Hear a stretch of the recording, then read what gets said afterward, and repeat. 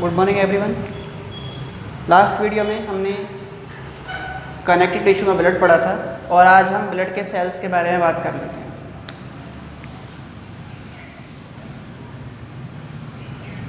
Blood cells, ठीक है।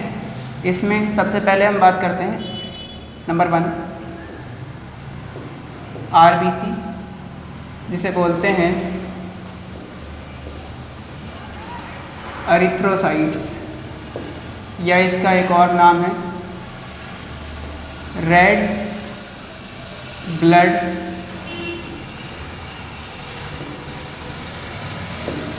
कॉर्प्यूसल्स, ठीक है। एरिथ्रोसाइट्स या रेड ब्लड कॉर्प्यूसल्स। इसकी अगर हम बात करें तो आरबीसी में आपको जो पॉइंट्स याद रखने हैं वो क्या है। सबसे पहली बात, in mature mammalian RBC nucleus is absent.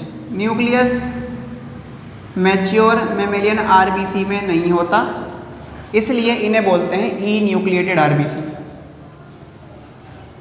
E nucleated RBC, ठीक है। जब हम बर्थ लेते हैं उस टाइम पे तो न्यूक्लियस होता है हमारे अंदर, लेकिन जैसे ही हम मैच्योर होते हैं तो न्यूक्लियस जो है वो ख़त्म हो जाता है। क्यों हो जाता है? क्योंकि आरबीसी का काम है ऑक्सीजन ट्रांसपोर्टेशन। तो ऑक्सीजन ट्रांसपोर्टेशन के लिए आरबीसी को स्पेस चाहिए, तो इसलिए उसमें क्या होता है, न्यूक्लियस नहीं होता। आरबीसी रेड है, क्यों? तो it contain respiratory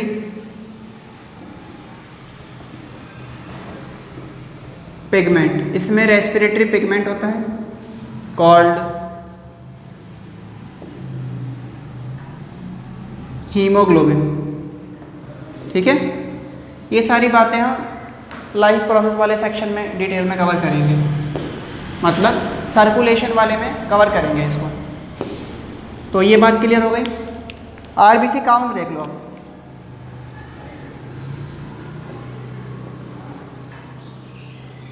RBC count normal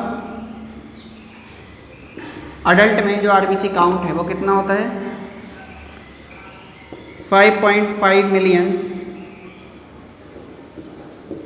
sales पर mm³ ऑफ ब्लड। हर एक एम एल ब्लड में कितना होता है?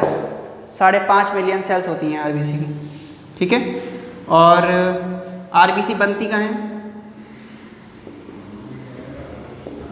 RBC form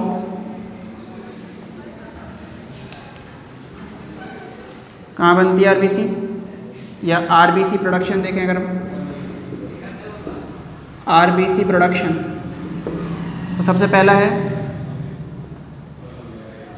eight embryonic stage.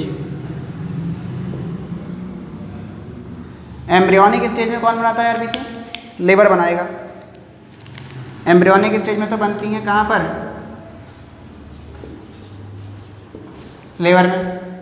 और एट अडल्ट स्टेज में कौन बनती है, या आफ्टर बर्थ बोल सकते हैं। हाँ, आफ्टर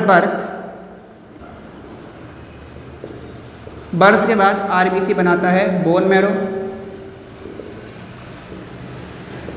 एंड स्प्लीन, ठीक है। ये हो गया हमारा आरबीसी के बारे में। इसका फंक्शन क्या है? फंक्शन लिख लो। Transportation of respiratory gases, mainly oxygen. Transportation of respiratory gases, ये गैसेस को ट्रांसपोर्ट करता है। तो ये हो गया आरबीसी। आरबीसी के बाद मैं कुछ फंक्शन आपको बता देता हूँ प्लेटलेट्स के।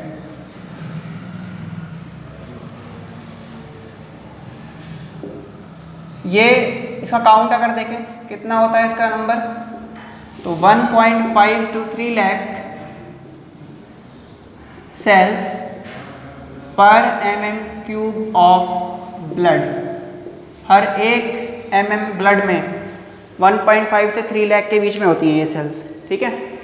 इसके अलावा इनका जो फंक्शन है वो क्या है, तो they are responsible for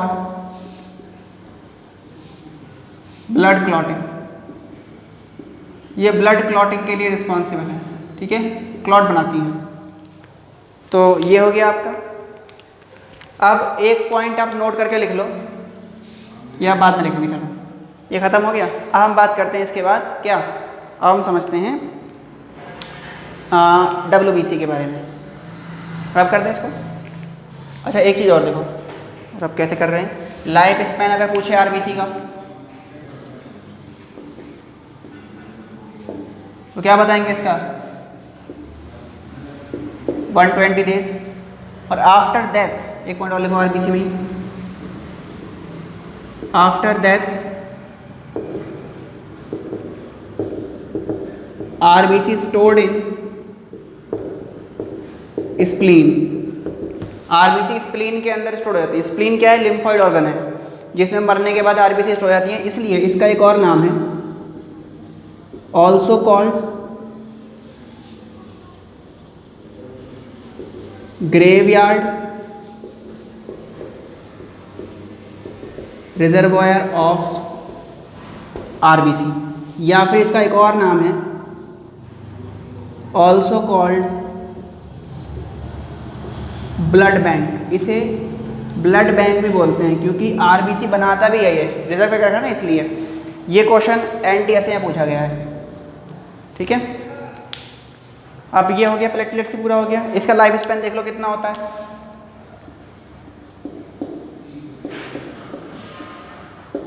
3 to 4 days, ठीक है। तो ये हो गया आपका। अब इसे रब करते हैं, अब पढ़ते हैं WBC।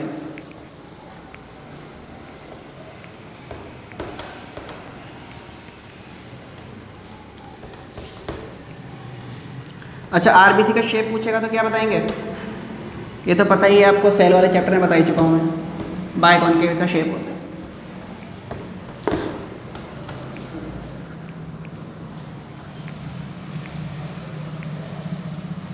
अब ज़रा हम WBC की बात कर लेते हैं। तो देखिए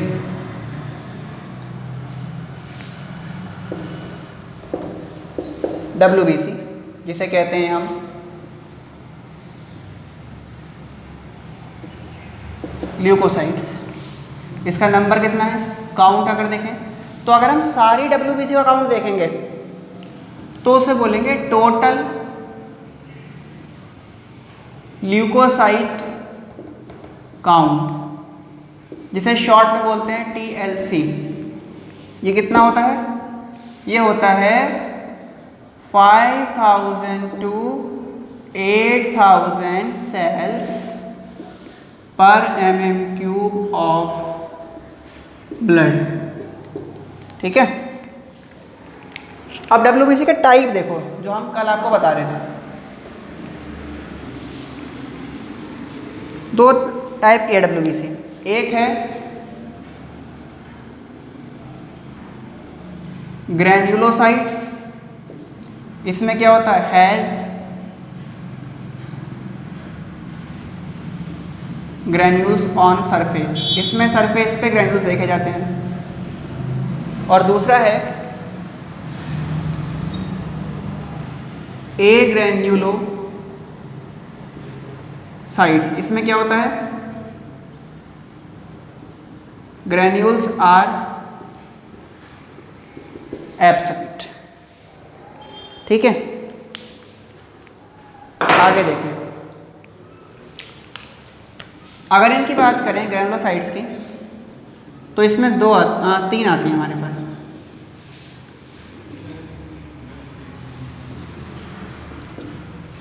जो एसिडिक डाई से स्टेन हो जाए उसे बोलेंगे एसिडोफिल्स,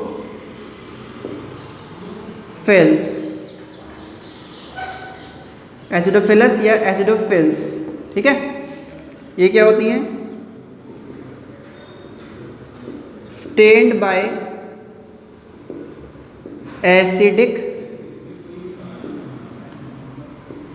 डाई, और इस एसिडिक डाई का नाम क्या है? इस डाई का नाम है इयोसिन। इयोसिन। हैंस एसिडोफिल्स का एक और नाम है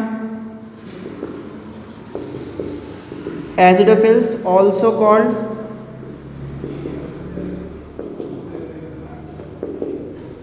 इयोसिनोफिल्स। ठीक है, याद रखना है। जो बेसिक डाई से हो जाए basophils, stained bye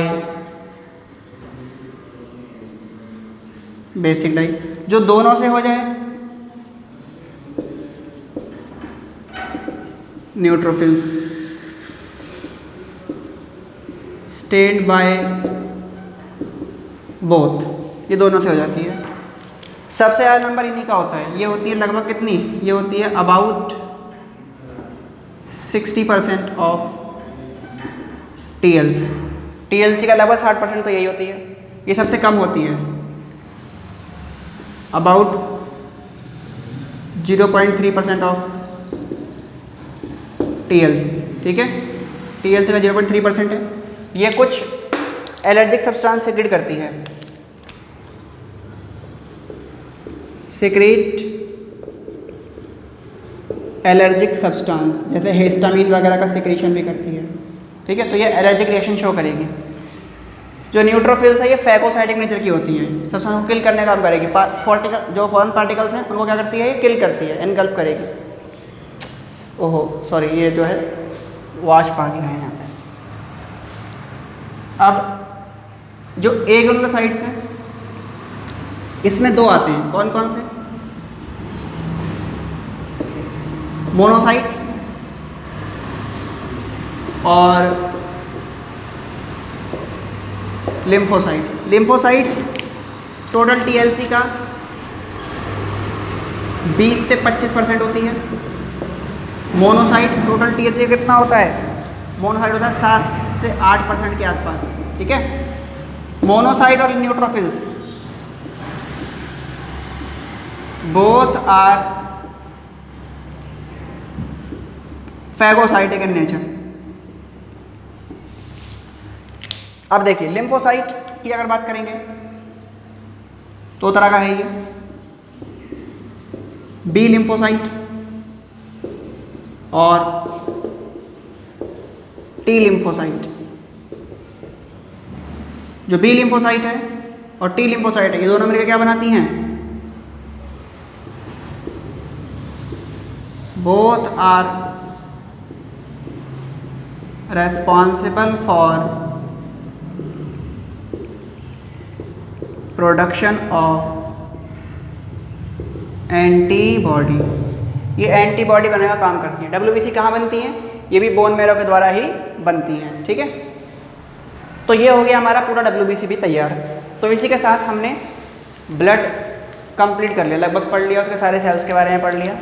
next video में मिलेंगे तो हम इस चैप्टर को ख़त्म कर देंगे। इसमें सिर्फ अब बोन पढ़ना रह गया हमें।